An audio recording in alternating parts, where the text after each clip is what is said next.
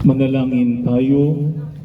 Panginoong Hesus, sa aming paggunita sa iyong maluwalhating pagpasok sa Jerusalem, kami nawa ay pagkalooban mo ng mga grasya at pagpapala upang ang aming mga puso ay maging bukas sa iyong mga salita.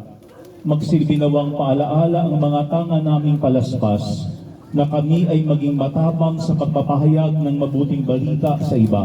Amen. Ama namin, sumasalangit ka, sambahin ang ngalan mo, mapasami ng kaharian mo, sundin ang loob mo dito sa lupa para ng sa langit. Bigyan niyo po kami ngayon ng aming kakain sa araw at patawarin mo kami sa aming mga sala. Bayan ang pagpapatawad namin sa mga kasalanan. At huwag mo kami ipahintulot sa kasusuan sa Diyos kami sa lahat. Aba, Ginoong Maria, napupuno ka ng grasya, ang Panginoong Diyos ay sumasa iyo. Bukod kang pinagpala sa babaeng lahat at pinagpala naman ang iyong anak na si Jesus. Santa Maria, Ina ng Diyos, ipanalangin mo kami makasalanan, ngayon at kung kami mamamatay. Luwalhati sa Ama at sa Anak at sa Diyos Espiritu Santo. Magpasawalang hanggan. Amen.